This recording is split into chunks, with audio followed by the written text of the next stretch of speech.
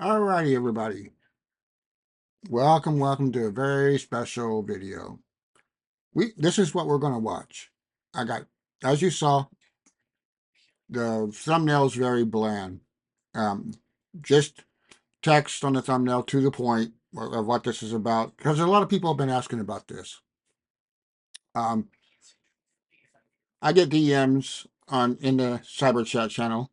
I'm not even gonna have my Discord up. I got it on my second computer over here. Because they don't even know I'm recording this. Um, it's been a long time coming, and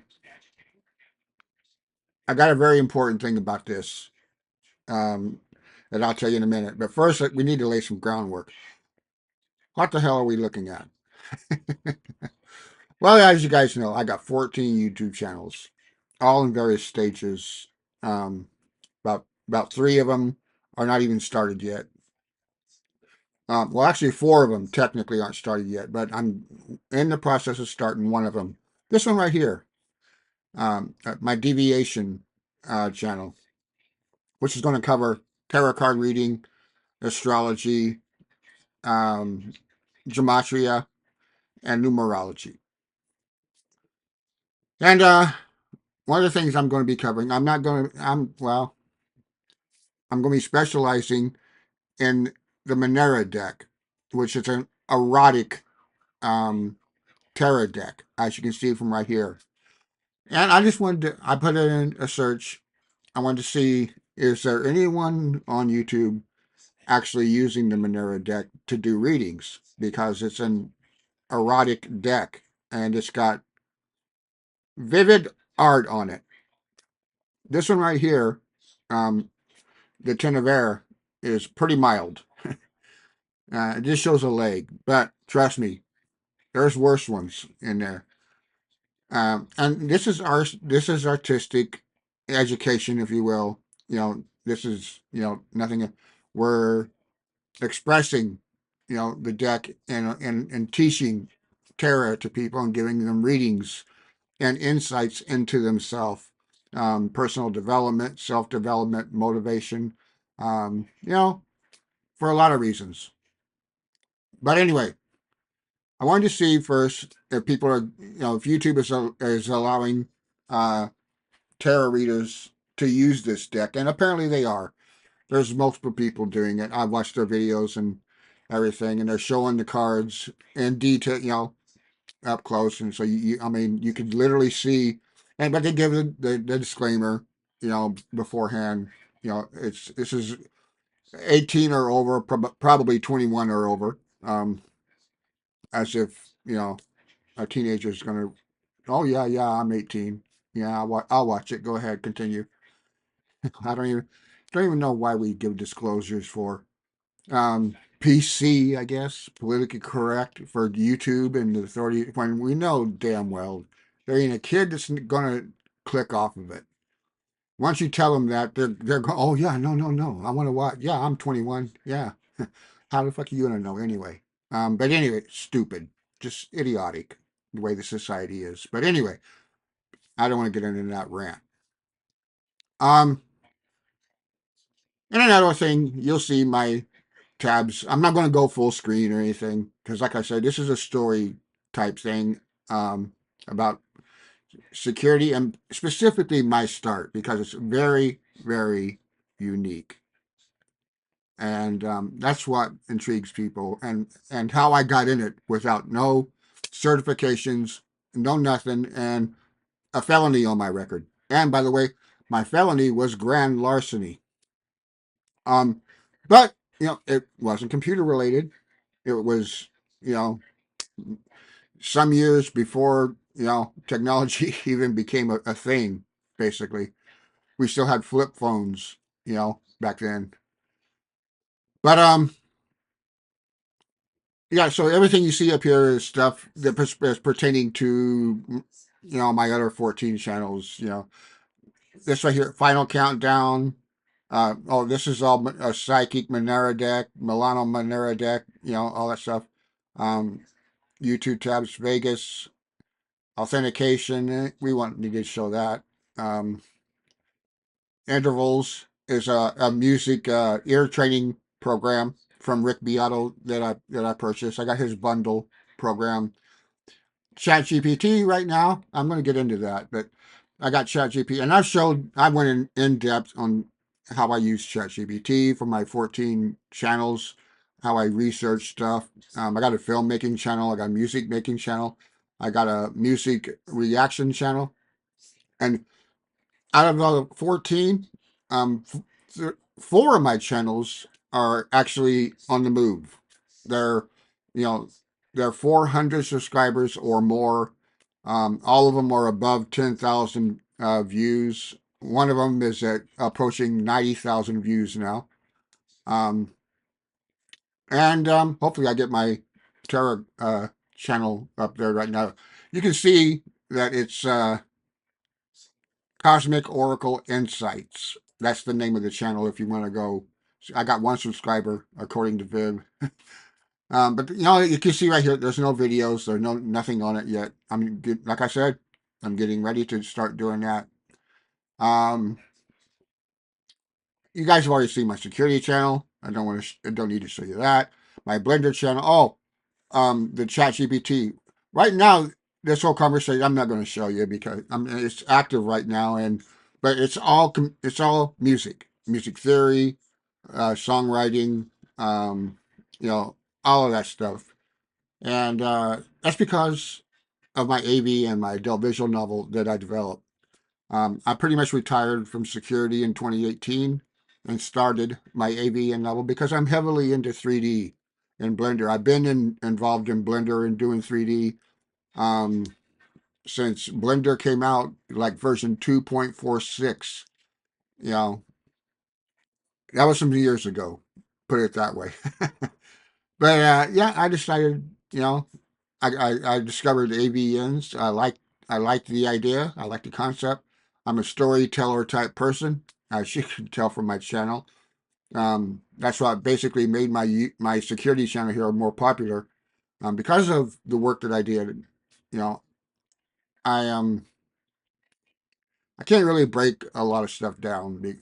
Obvious reasons because of who I worked for in my last half of my career. My first half of my career was all hacking, illegal hacking, and I can't talk about that either. YouTube won't allow it, obviously, but yeah, for other reasons, I can't talk about it either. But should we get into that already? Have I bullshit enough to where a lot of the riffraff is already left and gone, and only my people that are interested in this topic? Don't know how long it's going to be. I do have an outline. I do have a bullet point thing set out, so I know the important things that I want to hit and some notes for each bullet point that I want to cover and say and everything. And it's also kind of the important stuff is kind of scripted out in one or two sentences, so I make sure to get the point across. But we all know me, you know, I digress a lot. There's no way that I could write like a documentary. There's no way I could write a whole script for a video. I just couldn't stick to it. I don't care how hard I try. Um, I just digress too much. But that's why my videos can go, you know, 45 minutes, an hour, over an hour, hour and a half, whatever. Because if you're going to script a whole video, you know how long it's going to be. If you need a 20-minute video, well, you script a 20-minute video. If you need a 45-minute, you script a 45-minute video. That's in filmmaking. Do you know how many lines, in the script and everything would average about, that time, 45 minutes, plus, 10 minutes, plus or minus 10 minutes, 45 minutes, 55 minutes, or 35 minutes, in that area. But you can narrow it, you can pinpoint how long you want your video to be.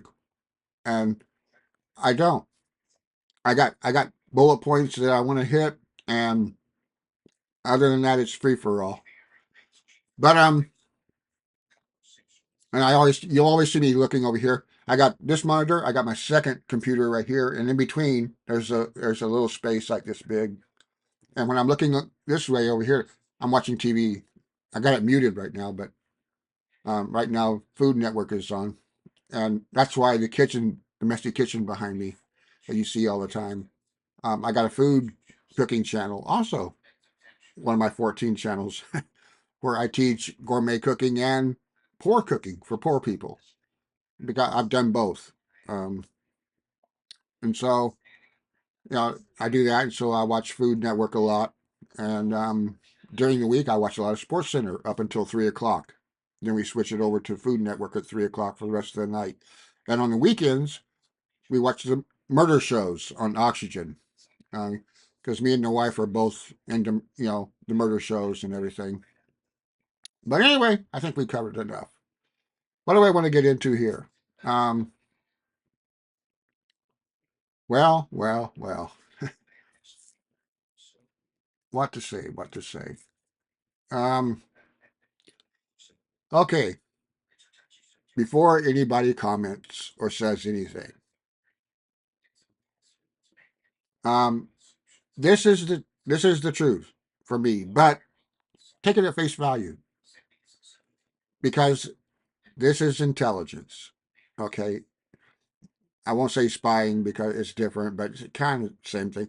You can't trust anything anybody says, and there's a very, very good reason for that, because it's your life. Not no more, not for me, but for special ops people, and stuff, people that do the really, really, dangerous, stuff and everything with drug lords and foreign countries, going, over there into Afghanistan, all that stuff and everything. Um, that's very sensitive stuff for them, and so there's this whole secrecy thing inside the CIA and NSA.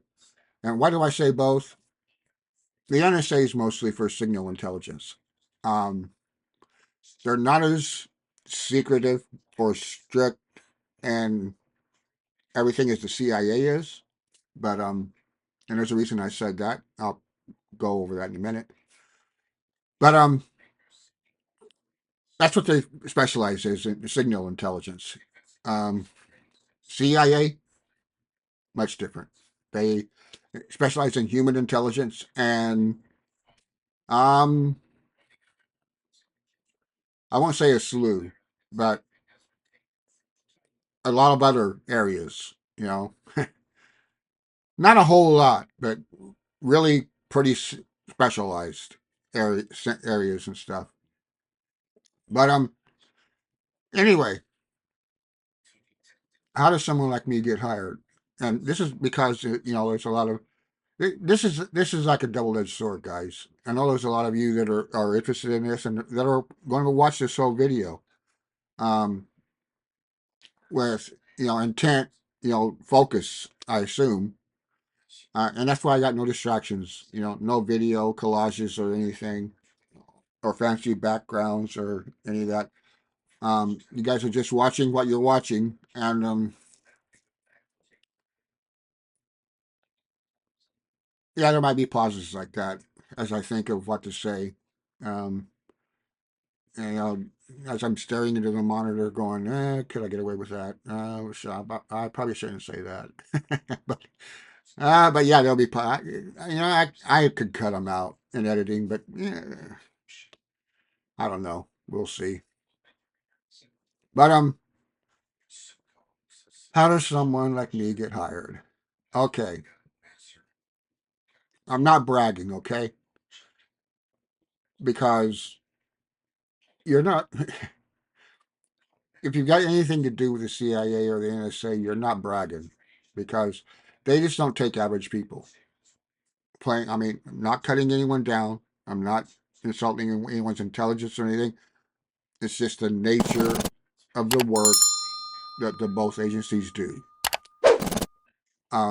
Somebody that works for them, either one of them, has to have a certain high level of critical thinking, problem solving ability, and thinking on their own. There is no asking for help here, people. because the majority of the time you are on your own. There is no help available. Either more than likely, if you're out in the field, you got to think on your feet and quickly, or you're going to die. I mean, that's the bottom line to it. So, yes, I got a high IQ. Again, no big deal. It's just something I have. And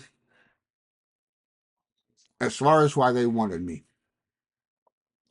I was on the radar by authorities, probably law enforcement, uh, but they just couldn't get it. It's like a serial killer that's been, you know, they know about. They highly suspect that this person's doing, but they just because of the way the court system and stuff is with evidence and they just can't get enough solid evidence on them to know that they can go to court and win. And that's kind of how it was with me. They knew a lot of stuff, but they didn't have anything strong enough to take to court um, and stand on, and say, "This is it. This is the nail in the coffin that's going to hang him." And um, that's what they need, whether it's a serial killer or a hacker or whatever. That's what they need. And but the thing of it was, I was a very, very unique hacker. I was elite. You could say I was the top of my field. I was relentless, you could say, and I had a very, very reason I couldn't get caught. I had a very extremely creative way of working with technology, of working with computers, and my knowledge of how computers work, and especially the internet, the networking, switches, relays, firewalls, um, the infrastructure, all that stuff. And so this over the years, I did this, you know, in my own way. Um, what I got really heavily involved in was billionaires. Um, I started in 1996, by the way, um, and I told that story in another video. You guys can check that for my people on my Discord, all like 115 of you. You already know because you watched every video that I posted, so you already know the whole backstory. But they already were interested in me, long before I knew it. But they want, they're going through their channels of background and what am I all about really? Well, and they found out about my blackjack card counting, my undercover in that because you gotta play what they call the big player or BP, and you're the person that has all the money. You're the person that's portraying and living the life of a ultra wealthy person because you're the high roller. You got all this money. You got you got mansions. You got businesses and everything. And this was what initially got them interested in me because I won't go deep into this, but this was set up by the guy that runs the team, the owner of the team, I guess if you will. And his previous job was he was a C-suite person inside the New York Stock Exchange. So he knew all the inner workings of the stock exchange, companies, stocks and bonds, and financing and all that stuff. So even though I lived the life of an ultra wealthy person, it wasn't real. It was all fake. It was all material. The mansion was there. It was in my name. And everything. Um, kind of like I guess you could say what drug lords do. How they have fake identities and you know uh, sock puppets, if you will. You want to call it that to throw out a security term. But these covers were deep, you know, and that's because of his knowledge and his team that he had behind him that did these covers and everything. And I got introduced to how that works, and everything. So I got into knowing about secrecy and everything at a very early start, before computers, and everything. But when I got into computers and everything, and I learned about all this research and how the internet was evolving and growing and everything, at a certain point, I got interested in billionaires. I'm like, you know what? Billionaires have the money, and they got cell phones, and everything like that. And I go, you could probably track them, and that's what one of my specialties were. Was I got just for my own purpose, no other reason, just for my own knowledge because it was curious to me. Um, I wanted to know in case got to making a lot of money myself. You know, I want to manage my money like they manage their money. Um, and so I got it doing that and everything and learned a lot and everything. And they didn't even know that. They're like, what the hell is he doing? Because, well, no, I won't say that. But yeah, they didn't know what I was doing. Okay. Let's just put it that way. I won't go into detail how they didn't know that because the wrong, bad people might be listen to this video and learn something that they shouldn't. But anyway, let's just jump a lot of stuff here. Um, to get down to it, and why some of like one of the most asked questions was, in my previous videos, why were you even saying this at all? Why were you saying that you work for an NSA subcontractor, and you know, and even say what you actually said, and everything? Want to get pissed off about that? Want what they? True, they might not, because you know th- this is a different world, you guys. The CIA and NSA, it's a whole different world. They don't operate by the same logic and rules that society does. Again, for obvious reasons, for the work that they're involved in. But everything is really, really tightly compartmentalized in both agencies. Every single thing. I mean, I could say even going down to going to the bathroom, you know, it's on a need to know basis. You know, if you know, you know. If you don't, you weren't supposed to. That's all there. Yeah, it's basically what it boils down to. And the secrecy has to be because there's so many people working on so many different things that is secretive at different levels, and that's why they have the level classification. Well, in the CIA, NSA does too, but in their own way. But anyway, that's why all of this secrecy, um, because knowledge. Oh, we just had a new. I haven't even posted my video yet. We got a new member um, to the chat room. Project 001. Okay. Obviously, he doesn't read the rules.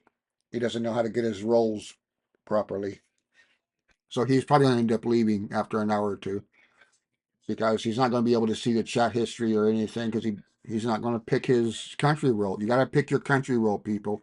When you get into the chat, you got to say you're from Europe or you're from California, I mean, USA or Canada or, whatever. You got to pick, you know, not, just like I said, a country, a generalization of where you're from. That's all it is.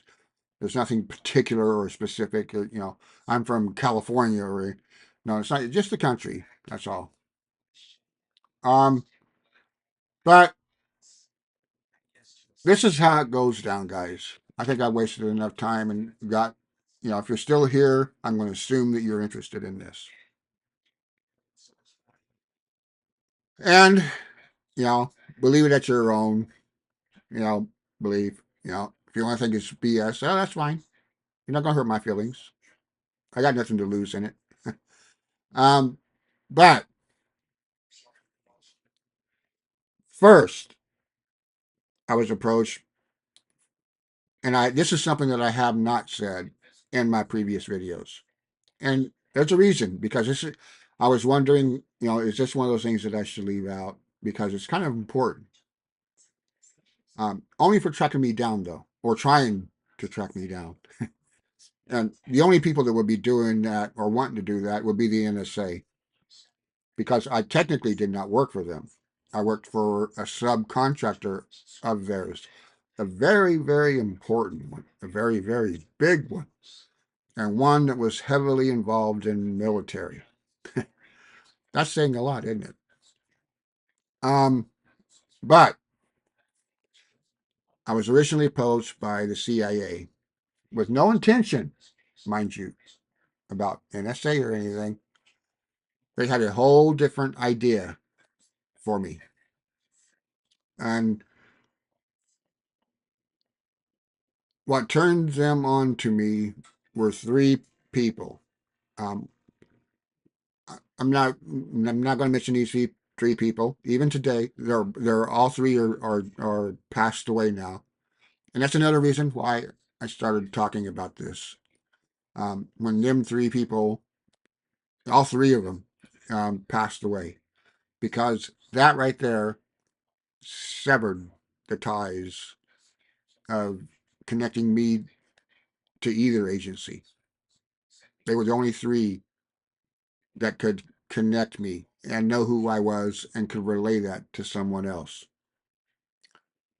And I'm not a lone case. There's plenty of other people, secretive people. They call them NOCs, non-official cover. There's a plenty. You see, they even got an acronym for it. That's how many there. I'm not the only one, guy. I'm nothing special. I'm just and one of the NOCs. That's all. But yeah, that was my link. Now there is literally someone could try. That's all you can do is try, and I'm going to get to that too because it involves hackers. But I'm going to get to that later on also. And kind of what I was doing for this subcontractor. Um, Originally, I told you guys I had a malware specialty. I specialize in reverse engineering malware and everything, and I do. I did do. That's because my very first computer got hacked and it got ruined and everything, and I had to buy another one, which at that time they were expensive, back in 1996. And so, yeah, it pissed me off, and so I wanted to know how, what's this malware and how's it made. But you know, I let it the other thing. Like I said, I got a few specialties: malware and billionaires, and there's a few other ones that I specialized in. Um, but that's where this comes up later when I get to it. But anyway, they introduced me, and so I did my little um, hire routine, if you will. I won't talk about that either. But I went through the process that I had to go through and everything. And after talking to me and putting me on a computer and me showing these three guys what I could do, because I want to tell you how this was set up, because there's a reason why. Because this is very, very high level CIA separation. And there's names for all these things that I'm telling you, but I'm not telling you the names because you don't need to know them. You're not on a need to know basis. But they have a term for this kind of separation where only a very, very, very, very limited amount of people know who you are, the NOC, who that person is. Um, and so you might say, well, you know, all the secrecy for just little old me, you know. Well, yeah, that's for every other NOC and for whatever their specialty or reason for hire is or what they're doing. Um, but with me, it was my ability or unique ability to dig up information on anything, on anything. If it was on a computer file or on a database or stored anywhere, I could probably find it. And that's including secret communications, financial communications, the shadow communications in the financial institution, where all the um, let's just say gray money, dark money, if you will, um, travels. Um, ATM communications travel on this. They don't travel on public communications line and stuff. There's a couple different unknown networks, where all the stuff gets transferred and stuff, and like let's say use an example. Let's say the president of the United States says, you know what, we're going to send $6 billion over to Iran, and someone that's on their toes and thinking might think, how are you going to do that? How are you going to transfer $6 billion without the world knowing, especially the stock market? Because that would that would cause a problem in the stock market and any other transactions similar to that, which there's plenty going on between different banks and different countries and different currencies, and it's not just this one transfer. There's a lot of this stuff going on. Countries exchanging large amounts of money and stuff and everything, and this can't go in public because it affects the stock market. So that's why they have these underlying channels, and they have their own investigative ways, to find out, who did what, when they did it, and who it went to, and all that stuff and everything. But that's a whole different world, and companies and people that track that stuff. It's separate from, you know, let's just say the above world, the ground level world. But yeah, I had a unique way of quickly learning things, and once I learned them, I can see patterns. Because I have this. I'm very, very um, advanced, let's say, in mathematics, and what it is one of the things that allows me to do that is I can see patterns in things. When you look at a forest, for instance, I'm talking about anyone watch this video, when you look at a forest, you see trees, you see branches, leaves, and everything. That's not what I see. What I would see would blow your mind. You'd think you were on some kind of hallucinogenic. Because I see patterns, and we're talking about shapes, triangles, and you know different geometric shape and things and stuff. And after 62 years now, it doesn't even bother me.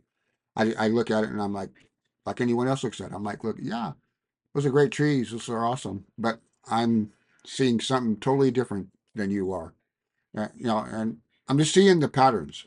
I'm still seeing the colors. I know the branches, the bark, the green and the autumn, and all that. I can still see like you see and everything. I just see patterns in it and things out of place. I can see things that wait, that's strange. And a good example of that is happening right now on a TV series. One of my wife's favorite series. You know, this is our first season. I don't know how long it'll last. You know, I don't know if it'll be picked up for a season two or not, but you can catch it on Tuesday nights at 10 o'clock Pacific time, for those of you who are in different time zones, on channel 13 ABC. And it's called High Potential. And it's about well, it started out about a little old girl, a blonde chick that was a janitor, you know, in a police department.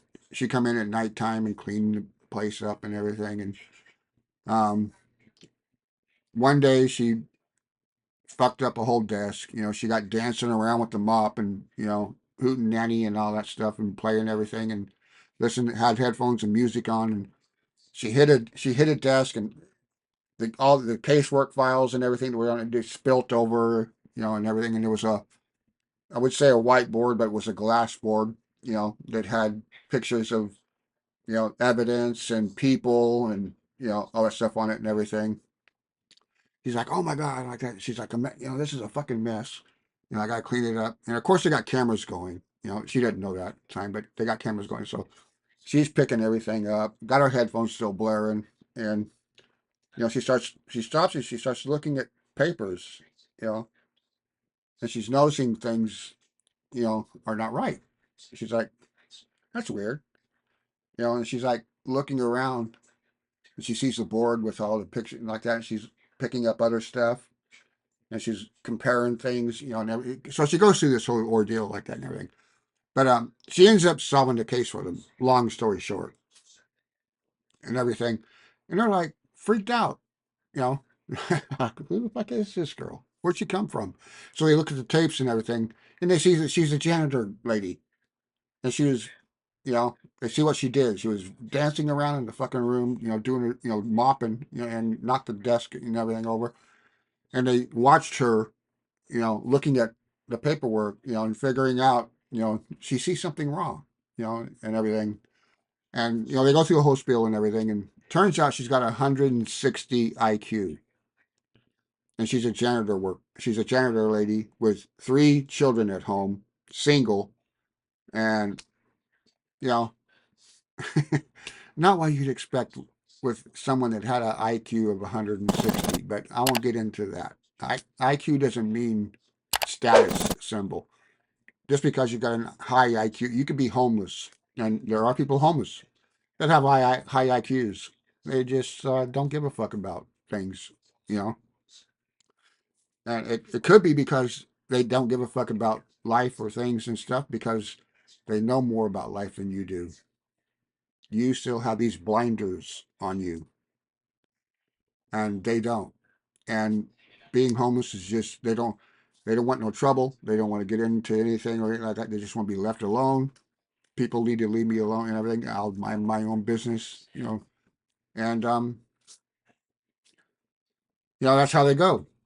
But anyway, that's high potential. Check it out. I highly recommend it. But that's what this example kind of like is about that I'm telling you. Now let's go. Let's move on from there.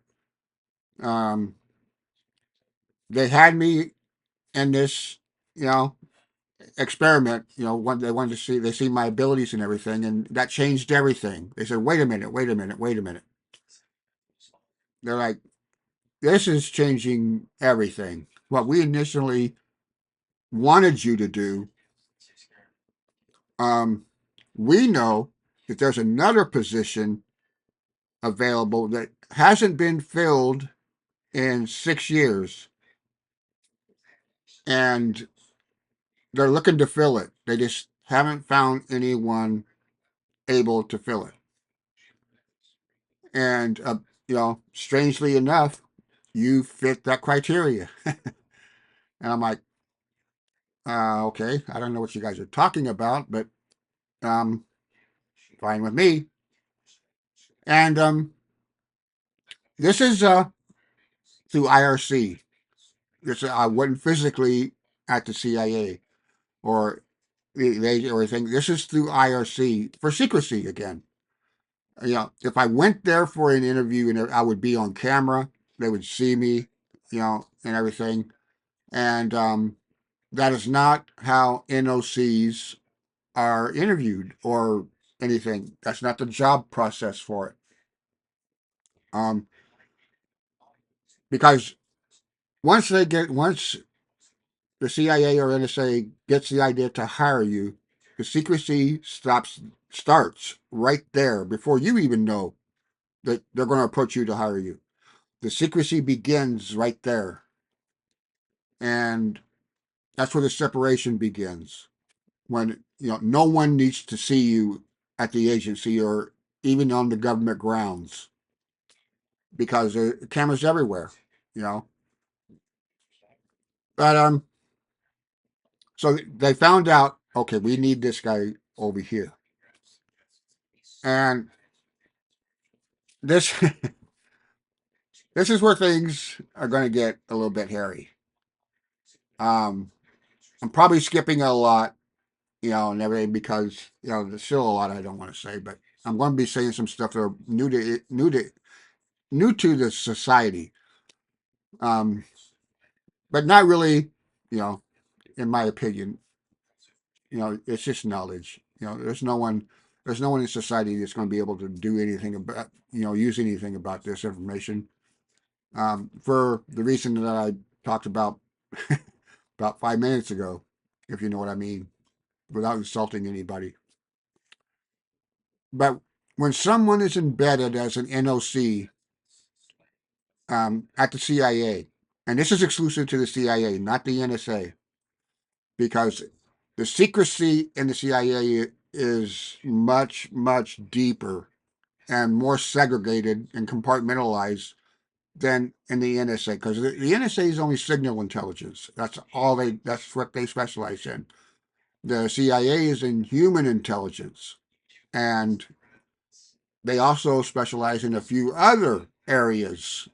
Um, like I said, I won't go into, but their existence is not only deeply compartmentalized, and deliberately hidden, you know, but often with only a handful of people that know the identity of the NOC. And like I said, I've already mentioned what the reasons for that. But here's where it gets hairy. This does not happen a lot. It has happened some, but it doesn't happen a lot. They needed me in this other position that's been vacant for too long. And they don't, other than me, they don't think that they'll ever get anyone qualified to do it with the computer knowledge and the creative ability that I have and everything. So they said, we got to do this. We don't do it often, but this has got to be done. And what they did is they moved me within hours. I was hired from the CIA basically for about 4 hours, and then my employment was done. So that's why I never bring it up, because I wasn't even there long enough to have lunch. If I was actually there. But yeah, my employment really didn't last too long. But anyway, they transferred me from there to an NSA subcontractor. Now, you have no idea, but that fucks up things royally. And this secrecy and anonymity had just gotten way, way much worse. And, because this would mean these individuals, these three people, are literally the only people in existence now that know about me and know actually where I come from, in this whole government, thing. Where did this person get hired anyway? Well, that's a rabbit hole you're not going to complete. That basically, knowing if someone, knowing what I know now and everything, and if I was telling them, that's what I'd say, because this cross agency coordination does not happen. The CIA communicating with the NSA and vice versa, because there's an interagency rival, and there's complex classification levels for each one, and the depth of secrecy and knowledge when you start involving both of them is just crazy. You know, it's on many different levels. It's isolating individuals' identity within special unit uh, task areas, for national security operations, or often, special access programs. They call them SAPs. Um, Depending on what you're doing, it could be a CAP, which is a controlled access program, but that's a different thing. Um, won't get into that because it doesn't really pertain to what I was doing. But these programs are designed to be compartmentalized and everything, and you know I won't say many, but well, yeah, because there are many. There's many operatives within these areas that are effectively ghosted. In other words, they exist but they don't. if you if you know what I mean, their identities might their their their cover stories and the deepness of their identities and stuff is so deep that it's just a maze. You talk about a rabbit hole. Yeah, it's crazy, but even agencies with high clearance would be limited, in accessing anything related to these type of NOCs. Um, unless absolutely necessary. Only under a direct authority from top level officials. Um, who might these top level officials be that could give this kind of authority? Well, just think about it. President for one, um, maybe Congress, and probably the Justice Department. Other than that, it stops there. There's no one else higher that could issue that kind of authority. Not even the NSA or the CIA itself. The order would have to come from one of those three places because just of the difficulty in doing this. Once they realize, first of all, they would have to spend a whole bunch of man hours and no telling how many months to even realize where you initially got hired. And once they realize that you got hired, for 4 hours within the CIA, and you got transferred to an NSA subcontractor, which is a civilian company, and they don't have the strict guidelines of employment records and keeping and all that stuff as the NSA does. And especially after 22 years, you know a lot of the records are going to be destroyed because they've been around too long. you know they're no longer classified or anything, and most of the people are probably dead by then. And so yeah, so there's all kinds of issues. There are all kinds of problems when you start to go down that rabbit hole, and they just won't do it. And there's a thing that they call three-person chain of custody, and by having only three people who know the individual's existence, and its anonymity and how they're hidden and everything, the narrative, for secrecy or anonymity reaches a whole new level. Um, if these three people are anonymous operatives themselves, without any record linking them, to their roles or what they do or where they're from, then this is a whole other rabbit hole, people. This becomes even a more impenetrable type of thing. And they have the intelligence community has a name for this type of personnel anonymization. I won't say that because again, it's unimportant. You guys don't need to know it. So there's no reason for you guys to know. So yeah, so there's no point in me telling you because there's no way you're going to use it or even need to use it. Um, But they would quickly hit a dead end, literally leading nowhere very quickly. You know, with all these record transfers and everything, and how the secrecy is all set up and everything. And you know, the subcontractor itself introduces a degree of uh, civilian oversight. Or I guess you could say lack of, if you want to put it that way, because they don't have no oversight. They do to an extent because they're an NSA subcontractor, but the NSA and the CIA both, for each department's subcontractors that they both need a certain level of plausible deniability. So you got that thrown into the mix too. Well, okay, yeah, we would like to know, who you're hiring and stuff, but we again, we don't really need to know because if something drastic happens, we want to deny this shit. Well, we act stupid basically. Well, we didn't know what was going on. They're a subcontractor of ours. You know, they do work for us. We pay them for it, and that's about it. How the work gets done, that's up to them. But yeah, there's all that. Now, here's where what we're coming to an end, and we're going to wrap this up, guys. This is where a lot of the interesting stuff comes. You guys don't know this, but this is a new addition um, to the CIA, and well, to an extent the NSA.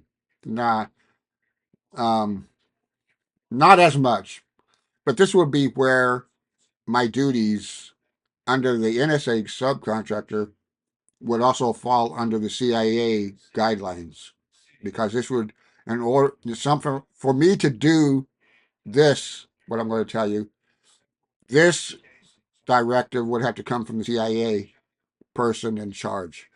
And yes, that was one of the three people. Now you can if you can understand something here, if you can put puzzles together, people. I'm leaving you breadcrumbs here, and I'm gonna enlighten you some more. There's a reason why there's three people involved in this that know who I am. One of them is my contact with the CIA, or was. Remember, all three of these people have passed on now. The other one was my contact for the NSA. The third one, I'll let you guys figure that out. I told you two of the three. You should be able to figure out who the contact for the third one was to. But yeah, the orders for this would come from my CIA informant, or not informant. I'm the informant, but my CIA handler, and that is, how does the CIA investigate this stuff when they do have something like this happen? You know, and the web is really deep.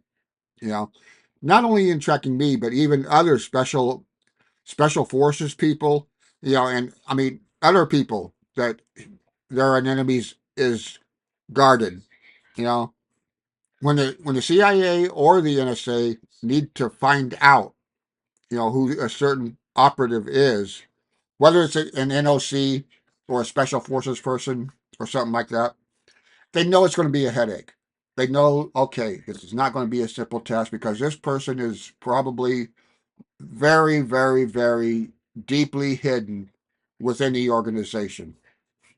And paperwork might not even exist on them anymore, depending on how long they've been in service. But how do they do this, you say? Or ask? Both the CIA and NSA use extensive counterintelligence tactics um, in scenarios like this, ensuring, I guess you could say unauthorized attempts, at digging deep for individual people. This is going to trigger alarms, and this is already known. So these alarms need to be misdirected. They call them misdirected protocols. They're like, okay, we know at some point, even it could be a bad guy, might want to find out who the NOC is. And if he does, we need these misdirected protocols to trigger, and we need to send him down another rabbit hole that's going to kill a bunch of time, and he's going to really get nowhere. Um, and this is advanced tracking and profiling techniques. That thwart you know many layers of false data trails and information, and different stories, different background stories, different things, and um, it just it just goes to another level. Um, that's all it is. That's all it is. But what you've all been waiting for. Um, this does bring up a certain uh, hidden. I was trying to define, how do I want to say it? Do I want to say secretive or hidden? I'll go with hidden. Department within one of the agencies, or both of them, I'm not going to say, um, that handles this type of thing. And it's very, very specialized. And there's not many people working in this tight area, because there's not many people knowledgeable enough to work in this particular job. So once you get it, you pretty much got it for as long as you want it until you retire. You know, and when I say retire, I'm talking about old age. 60s or whatever, or until you voluntarily retire.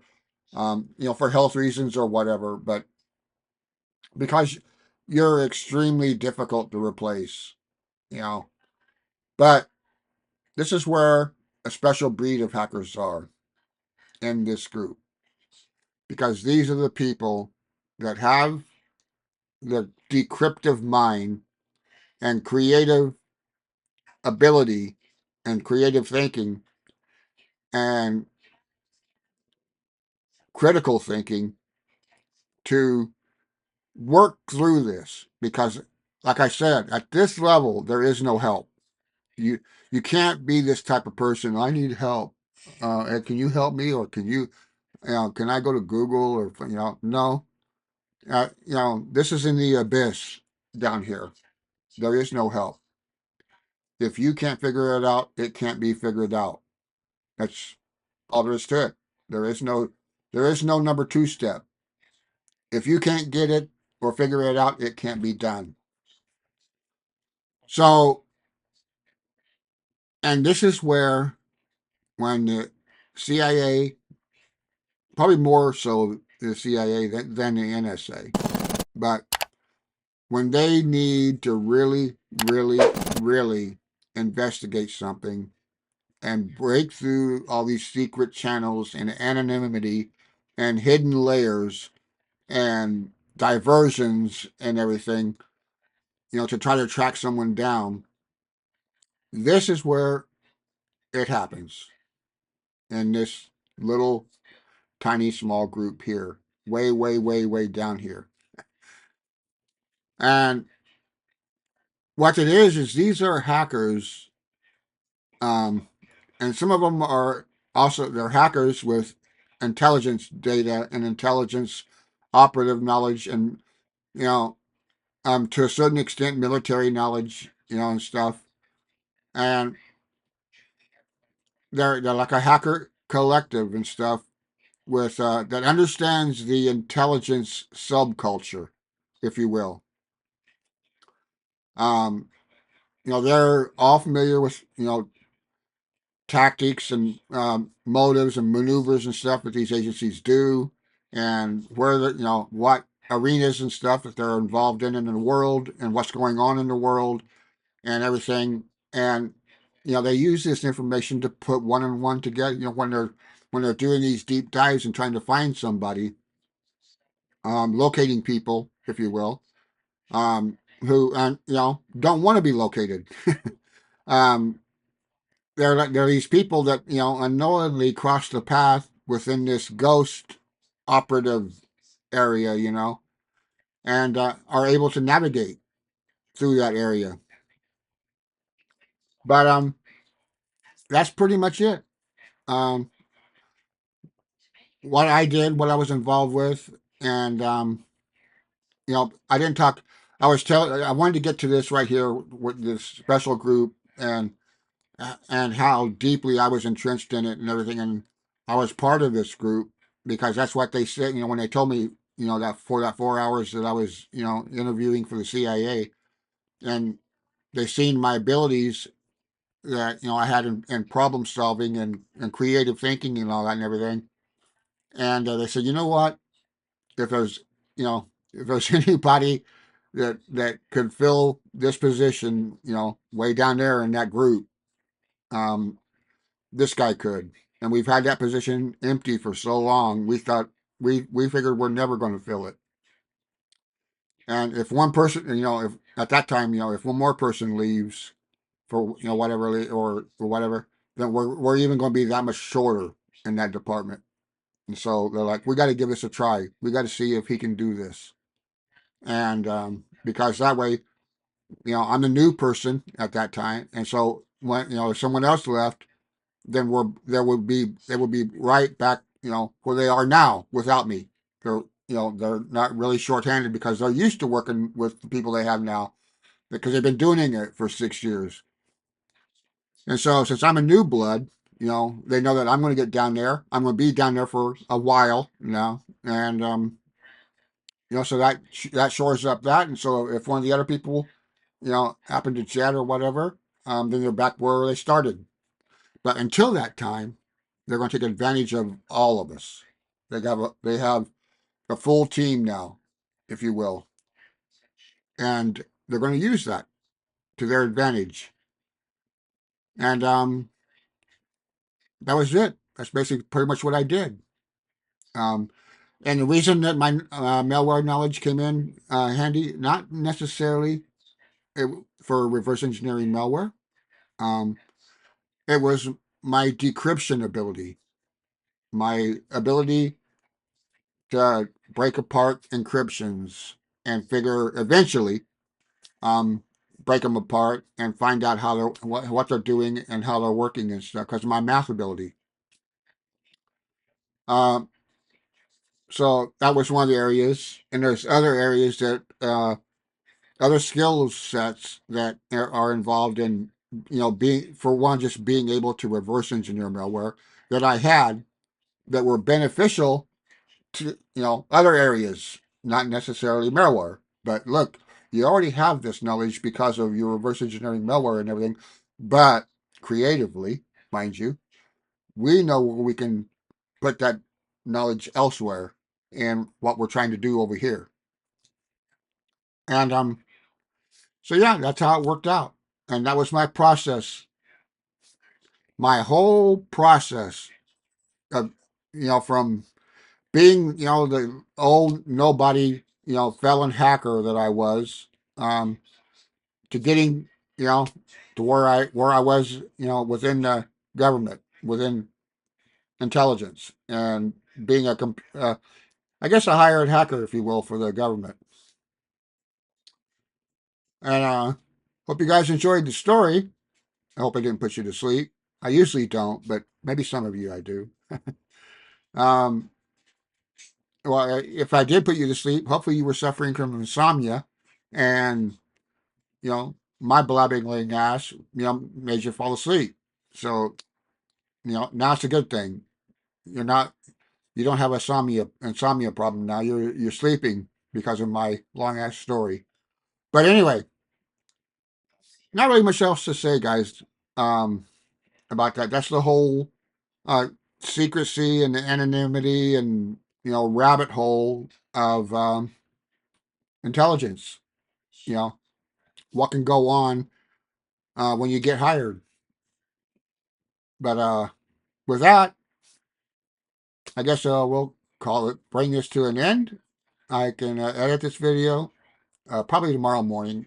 It's 2:30 here right now, and then I'll get it up, and in the morning I won't be late or anything because, like I said, No one knows this video is even coming, right now. So it'll get posted when I get up, and it'll be a surprise for everyone. But anyway, with that, guys, I will catch you next time. Don't know when it'll be.